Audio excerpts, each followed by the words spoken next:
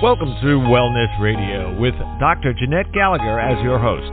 Her show discusses topics of health, wellness, and spirituality, and is about discovering your place in this great universe, from your cells to the cosmos.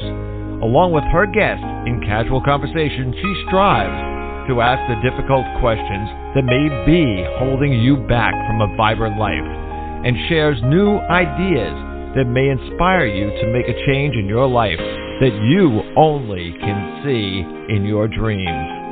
And now, here is Dr. Jeanette-Gallagher. Good evening, everyone, and welcome to Wellness Radio. This is Dr. Jeanette-Gallagher, and it's a pleasure to have you with us here this evening. Tonight, we are going to be talking about where are we going next. We are now in the year 2022. Where are we going next with our health, lifestyle, the way in which we engage in the world, and what are the choices we are making? How can we benefit our health by what we are putting into our bodies, where we live, the work we do, how we engage with other people, but also, too, being able to say, I need to learn more. So many times patients will come to me and they'll say, my doctor doesn't want to see me anymore because he doesn't want Dr. Google with us all the time. Well, sometimes people need to be able to bring in information, think about it yourself, and see what works for you, what doesn't work for you, and be able to learn how to take care of your body. If you look at it, many decades ago, we truly were not taught about self-care. What is that? Meditation, better food, in our environment. We didn't even think about those things. Today, my guest is Dr. Russell-Jaffe. His book is Thriving in the 21st Century. He's a scientist and an integrative healthcare pioneer, and truly his book is about what are the things in front of you that you can facilitate a change to have a better outcome in your health and be able to be a real engaging person in what goes into your life. It's not about walking into the doctor and handing over a list of symptoms, getting a diagnosis, getting a prescription, and this is the treatment going forward, and just taking it. We're really about being able to engage. What is awareness about? What is about opening up and learning? That's what we're talking about today. Dr. Russell, thank you so much for joining us today. It's a pleasure to have you with us. It's a pleasure to be here. So glad to have you because don't you think you and I have been preaching pretty much about this for many decades, yet we're now, in the year 2022, and I think many people are starting to open up to the ideas that maybe I do need to pay attention to what's going on with my body, yes? Well, we can save 1 million lives a year. We can save $1 trillion a year that is currently devoted to burying people early at high cost with a lot of suffering in both those left behind as well as those who pass. 500,000 of those are due to diabetes and its ravages. Diabetes costs, diabetes kills, but diabetes is a choice. It's a lifestyle disease.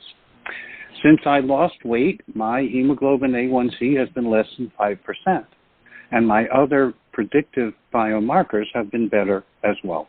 Yeah, I think that many times people got on the bandwagon that it's my genetics. That's what it's going to be. Oh, all of us in this, family, we all have these diseases, and we're waiting for it. When in truth, that's not truly the whole story. Let me jump in on that because while that idea, that misconception, that misstatement, that misconception is widely held, it is widely held because of an 18th century mistake that Descartes made. He separated mind from body. He separated reality from essence. He made a lot of reductionist mistakes that have been carried forward today in the curriculum that trains the doctors. Yes. So it's not surprising that doctors know a lot about pharmacology and procedures. They know a lot about diagnosis. They don't really know about lifestyle. They don't know about what you eat and drink, think, and do, which is 92% of your lifetime health. Right. Don't you think that we've seen that over the past several decades? Because if you look back at it, in the 50s and 60s, the doctor came to our house, or he saw us at the grocery store, or he knew how we felt in the aisle, of the store when we went to pick something up. So he kind of like logged that in his brain when he would see you, when you would come to him. So in essence, if we look at it, the doctor being involved in your everyday life and kind of having a better window, but we've taken it away, and it's that you see your primary care person. And then in the 80s and 90s, there became more specialists, specialties. Doctors were going into all of these extreme things, If you look at it and you say, well, doctor, I'm having trouble with the blood vessel in my leg, and he'll say, well, you need to go to an orthopod, or then you need to go to all of these others, or go get your heart checked, or this, that, or the other. And it's farming it out so much, but yet the blood vessels run our entire body. How are they connected? What are they working from? What are you putting into them? How is even your Chinese meridians working? How is your exercise going? How are you sleeping? All of these things work together. So we're looking at a symphony of our body versus being able to say, I live in a silo and this is how I can fix it, right? Well, we should go back to 1980, because before 1980, doctors took care of everything. And since 1980, it has been progressively subdivided based on following the money. The subspecialists who make the most money are, in some ways, in the most popular subspecialties. Right. What has been forgotten is that 92% of your health is due to your lifestyle. Your lifestyle accounts for 92% of your health based on what you eat, drink, think, and do. Yeah. And definitely you have found this out because of your own progression in life. I mean, you started out within the medical field, but you also, as you share in your book, you said you went from a skeptic to their student, then often to their doctor, and it was your privilege. I think that's very important, because many doctors will say, yeah, I went to that on a seminar and I kind of got what I needed, and they bring it back, and on Monday they incorporate it in their practice, but they don't have it as their heartfelt own practice. You really took it a step further, and you are enmeshed in all of these other aspects of our being. Don't you think that's what you share? Well, yes. This book, Thriving in the 21st Century, is the synthesis of what I've learned over the last 50 years in practice. And that includes my time at the National Institutes of Health, which I had the privilege of serving for 19 years. That includes 7 years apprenticeship in traditional Chinese medicine or acupuncture with Qing, Nuan, Wu. That includes 5 years with Ayurveda, 5 years in Ayurveda and yoga with Ramamurti Mishra, who wrote the textbook of yoga psychology and commentary on Patanjali Sutras, and then 30 years with Bhante Dharmawara, a Cambodian Buddhist monk. And that is the exquisite knowledge that you're able to share in your book, Thriving in the 21st Century. I think many times people will say, but I don't know how to get started. I think it's almost like you need to be able to learn from the pearls of wisdom that someone is sharing. So your book is about sharing those pearls, yes? Well, specifically, if you're willing to devote 5% of your time, 5% of your day is 72 minutes. If you're willing to devote 72 minutes a day to self-care, you can do everything that's necessary to take care of yourself. When you say in your book, you talk about thrive rather than just survive. I think the idea is survive means, you can go to work, you can take care of your children, you'll be able to live to an older age that you believe that you may have somehow in your mind. Yet thriving means that you just feel good. Your mind seems clearer. You seem to do things with ease. And when challenges do come along, you're able to navigate them with a little bit more clarity. Isn't that what thriving and surviving are all about? Yes, 80% or more of Americans today are surviving. They're just getting by. ATP to ADP ratio is too low. They don't have the energy to get up and go. Their get up and go got up and went, and they can't find it anymore. Right. They go to bed early. They get up tired. Mm-hmm. I practice the opposite. I get restorative sleep. Therefore, I'm excited about whatever the day has before me.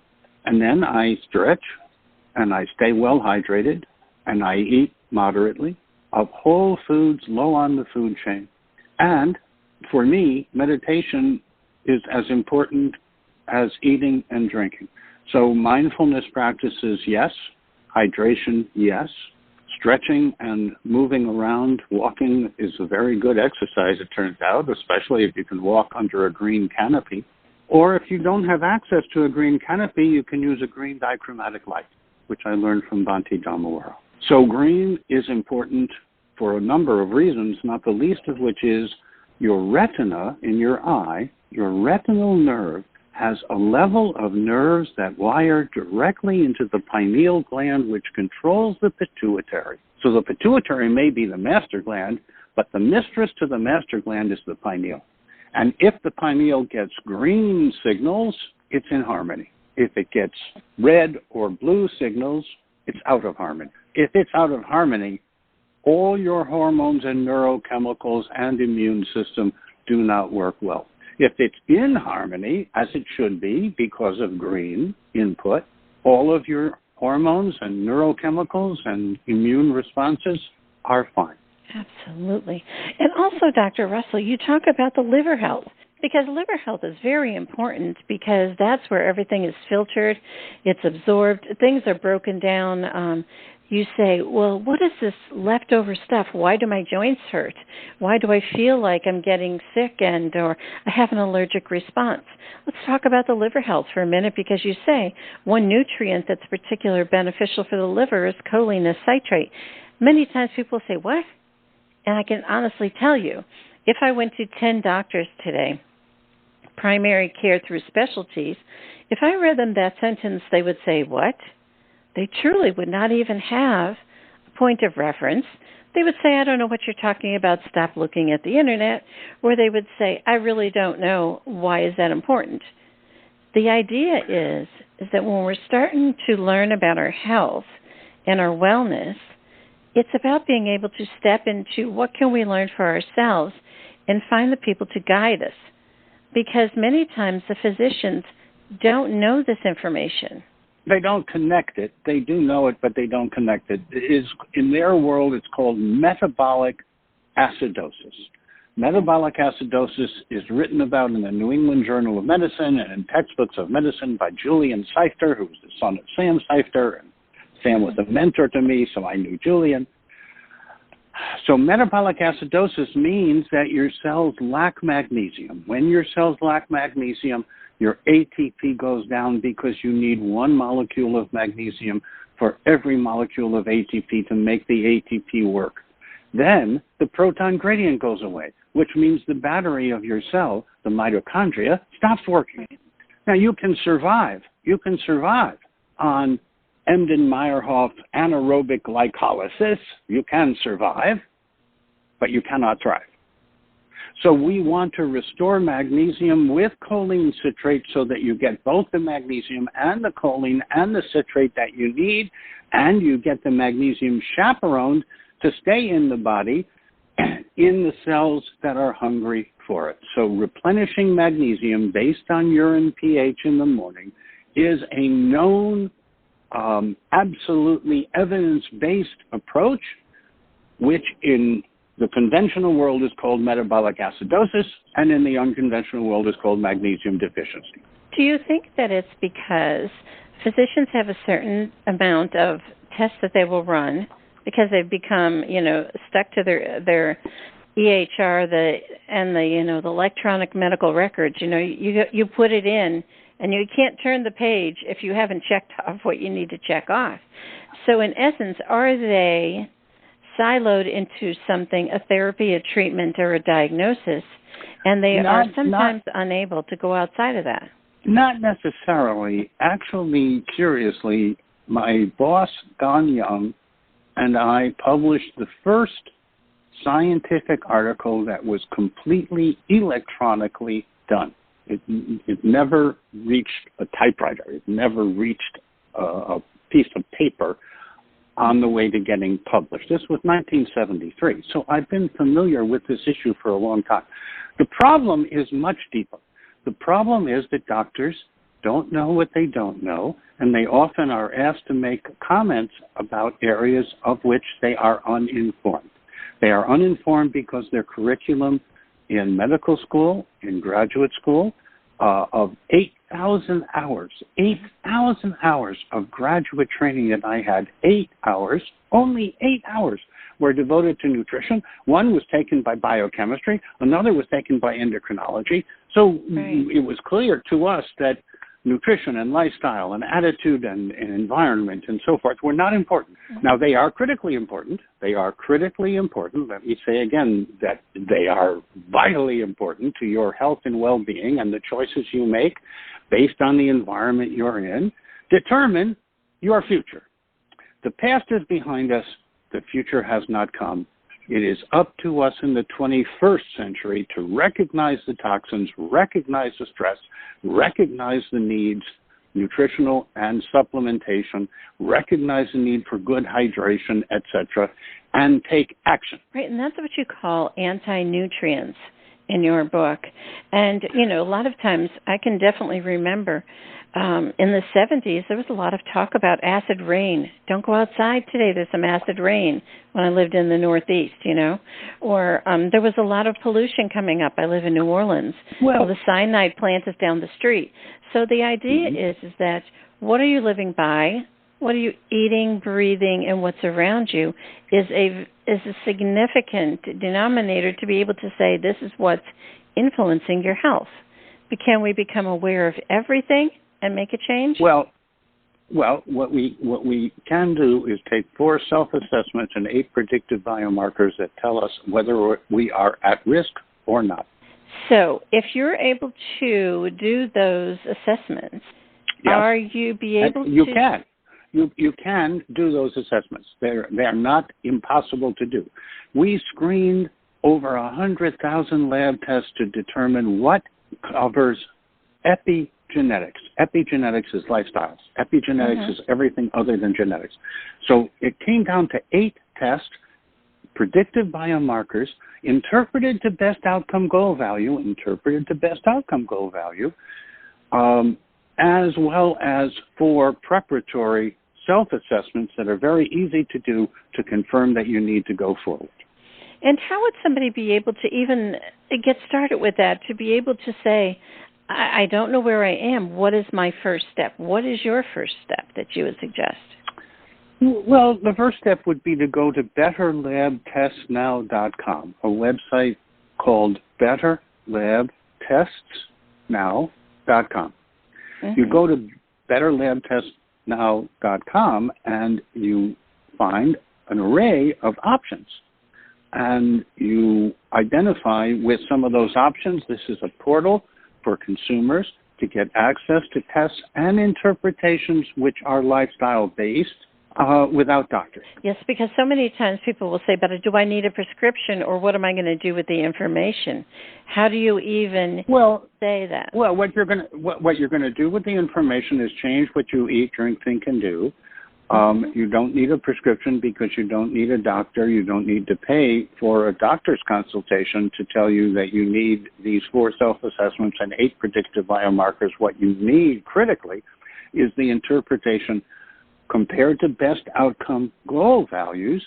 How do you rank? How do you score? Right. And don't you think also, too, that sometimes people will say, but I've been eating well and I've been doing all the things. But, you know, sometimes I do this and sometimes I do that. Aren't these lab tests going to say to you, well, maybe what you think you were doing and what is in reality are 2 different stories? So it's kind of like we have hitting to the look wall. We have to look at the comparisons. In 1 week today, the average American eats as much sugar, as much empty calorie sugar, as our grandparents ate in a year. And then we have on top of that what you reference, which are the anti-nutrients, the persisting organic pollutants, which are hormone disruptors, the solvent residues, the toxic minerals, the mold products, the radioisotopes. All of those deplete the nutrients. Therefore, we need to take in more of the good nutrients. And isn't it also true, too, that many of your prescription medications deplete a lot of your nutrients, and you end up with symptoms and situations down the pike that are side effects or they're complications? That's very complicated, but yes, in a way that's true. What happens is the following. You have 6 major classes of antihypertensive blood pressure medications, all of which are known to deplete magnesium. If you replenish magnesium with choline citrate, the side effects would go away. The side effects of liver damage and kidney damage and spleen damage and heart and lung and brain damage would go away. So we know the answers, but the doctors don't know the answers because the answers are lifestyle and they don't know lifestyle. I think also, too, the idea is that you look at what you're putting into your mouth, and sometimes people will say, I want to get really healthy, but I'm cooking for my family, and they don't eat that way. The idea is, well, if you're responsible for your family, why would you cook otherwise? Yes, I respectfully say if you are cooking for others that you love, then you should put love into your cooking, and you should cook low on the food chain. You should exclude all edible oils, all added sugar, all added sodium chloride salt, but Celtic sea salt is fine. You should know how to use food as medicine and make your foods into medicine because they're so yummy that everyone will like them. Yes, I think it's also being responsible for making your own personal choices versus what all the noise is out there. It could be social media, or it could be your doctor saying, well, I don't know anything about that. So I think the idea is that how can you be strong enough to be able to take care of your health? The answer is it's your body and you're responsible for it, yes? I make choices every day. I choose biodynamic and organic. I choose low on the food chain. I choose whole.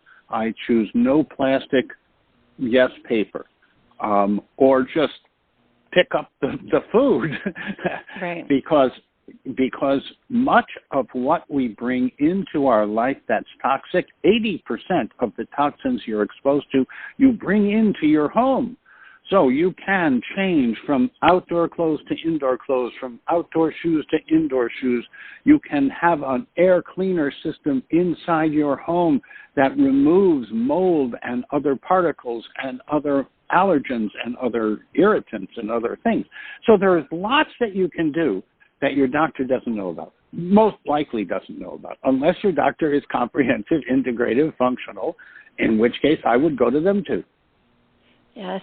I can always remember when I was working with a doctor, and he does open heart surgery and a lot of these bypasses. And every time between cases, he would be up at the lake, jogging around the lake. And, he would only order good food for us all.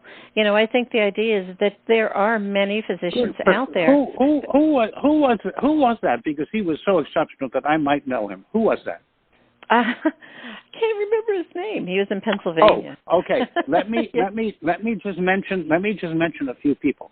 Jim Roberts, who was at NHLBI when I was at NIH, lived and practiced this way, and he was a cardiac pathologist. Then there was Jim Fix, who was a cardiologist who died while running a marathon, but that's another story. That is another story.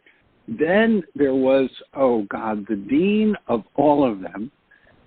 I'll think of his name because he deserves to be remembered. This was a cardiologist who ran marathons, but also ate very well and kept himself well hydrated and, was involved with mindfulness or restorative sleep practices and so forth. Right. And I can't think of his name either for the moment, but if I do, I will mention him. Now, the point is, the minority of today will be the majority of tomorrow. If you want to survive in the 21st century, you have to practice today what you want to have happen tomorrow. Absolutely. Let's talk for a second, Dr. Russell, about the mind, body, spirit healing modalities you share in your book. I think the idea is that you say something to, it could be even you'd say something to your therapist, and they would say, well, I don't deal in that, I don't know. You get the same response from some of your specialists. And I think the idea is it's about you, about incorporating these as your own therapy, your own health survival system, and how you thrive is what you engage in. Do you do meditation? Are you able to go out and feel yourself grounded into the earth? Are you able to have a spiritual awakening? Are you able to say, there's got to be something else out there? Also, what about Qigong or maybe Pilates? So many of us, doing yoga. There's so many options out there. The idea is that you don't have to do them all, but it's about choosing what you work with today. And you may not work with it next year. You can go on to something else. And that's where the magic of rejuvenating your body is all about, right? You start with relaxation response, you go on to meditation, and then you go on to mindfulness practice. You can start with Traeger technique or Feldenkrais system or a Nathaniel or Alexander technique, but you do not do deep tissue massage. You do not do rolfing. You do not do lomi-lomi. You do not do things that push the body. You do things that relieve gravity and allow the flow of energy. And yes, if you can get to a traditional pulse diagnostician who uses traditional needles, not electrical acupuncture, that is recommended, synergistic. And they won't say much, but they will demonstrate. They will be inscrutable if they're real. They will be inscrutable. They won't say much because they know that he who sticks his head above the crowd is asking to have it cut off in China. I kid you not. I kid you not. I will end with this little story, then we can go on. The Dalai Lama is my daughter's godfather, therefore I do not go to China. And the guy I studied acupuncture with, Qing Yuan Wu, had a disagreement with the guy who runs China today, who cross-cut Tibet, by the way. So I will definitely not go to China. I don't need to. They can see me on a screen. I think the idea is that when you're sharing your stories, Dr. Russell, of your experiences in life, you're truly offering to us the guideposts of how you have improved your life and you've helped so many millions of others, because it's about saying, try this one little piece and let's see where it goes and report back. And that's what people are really looking for. So I think your book is definitely thriving in the 21st century, is a book of guideposts. Try something and work with it for a period of time. Get the testing done. Go out and find some groups in your area. Find a different physician. I mean, if you don't liking the answers, he doesn't have to be able to understand about all of your spiritual practices, but he does need to understand to be able to help you, support you in your practices. Isn't this really what you're all about? Very much so, and I am confident that the consumer will speed the transition, will lead the transition when consumers demand these kinds of comprehensive care, integrative care, holistic care, personal care services. They will become the norm. We are speeding the transition today from sick care to healthful caring. We are speeding a transition today from a 19th or 20th century understanding to a 21st century understanding of what toxins we get exposed to, what anti-nutrients we're exposed to, what nutrients we need to be exposed to in order to survive in the 21st century so that we can thrive and not just survive. Yes. Absolutely. It's so interesting in closing, Dr. Russell, that I can remember, I'm a naturopathic physician, and there's this one patient that I had, and I had given them a list of like 20 things, and they were all different things, like about your water and exercises and going outside and some music and all these different things, and testing and supplements and on. And they said, goodness, I already have a job. I can't do all this. This is going to be another job for me. I think that's a very common misunderstanding. I think that's a very common thing for people to believe, but it's really not true. If you'll devote 5% of your time, if you'll devote 72 minutes a day to self-care, if you'll be alive to the opportunities in front of you, you don't need any external authority to help you be well and happy.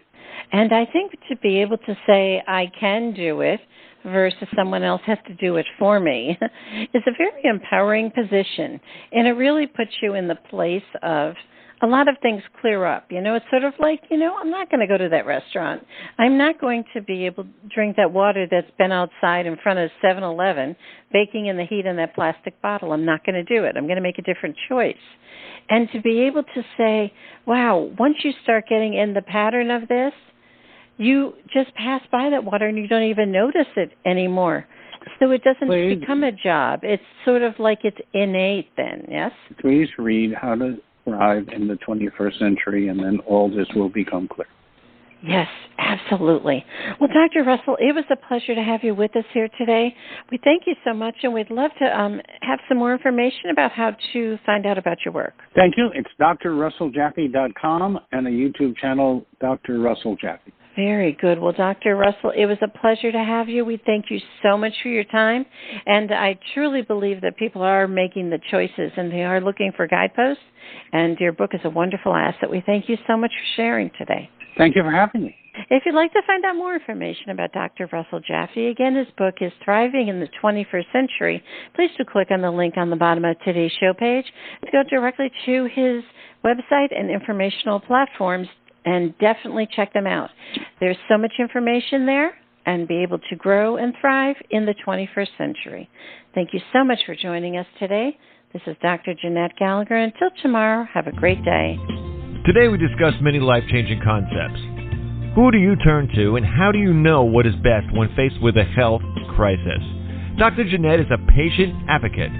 She listens to the patient, the doctors, and the family, clarifies the health issues and concerns, then helps the patient make the best choices going forward. If you would like help implementing change into your life and health, we can talk and see where you are stuck and how to improve the quality of your life. Check the link on the bottom of today's show page or visit dr-jeanette-gallagher.com to schedule a phone appointment today.